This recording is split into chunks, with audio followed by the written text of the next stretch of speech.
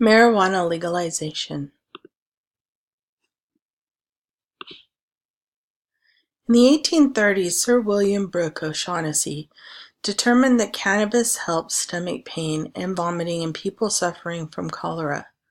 Cholera is a fatal bacterial disease derived from infected water supplies.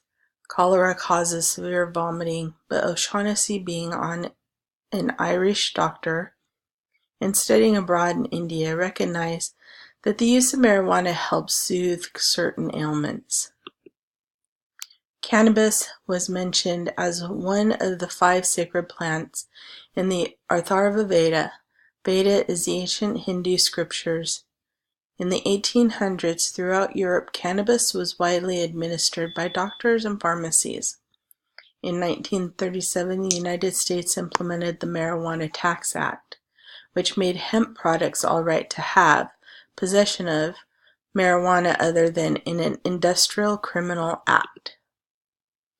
Marijuana in the United States has been viewed as the gateway drug toward harder drugs such as cocaine, heroin, and methamphetamine.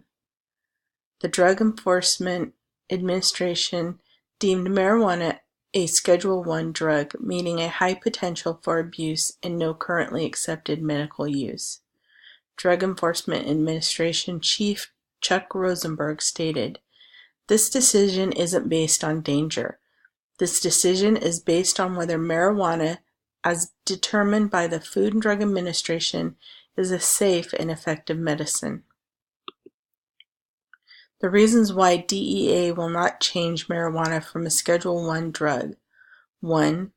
Potential abuse and addiction. 2. Lack of acceptable use. And 3. Insufficient or no safety information. For a drug to be considered medicinal, the drug has to have reproducible chemistry, and there must be adequate safety studies and scientific evidence must be available.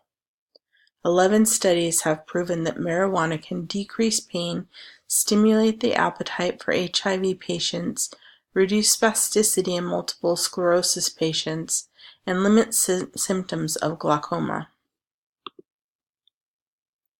The FDA needs standardization of dosage required to limit such observations. The FDA continues to be reluctant in supporting medicinal research to determine the significance of marijuana.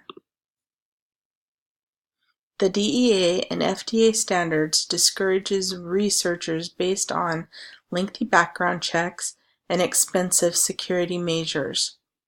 In addition, the lack of research funding could come from the federal government, but they create barriers to limit medicinal marijuana research. If marijuana becomes legal in all 50 states, then big pharmaceutical companies have stated that they will lose approximately $4 million per year or more. States with legalized marijuana have seen a drop in Medicare prescriptions. Legalized medicinal marijuana is beneficial and less costly than most prescriptions. In a Harvard Health blog, it noted that medical marijuana eliminates opiates and other prescription drugs as well as over-the-counter drugs that can have long-term effects on the body's organs.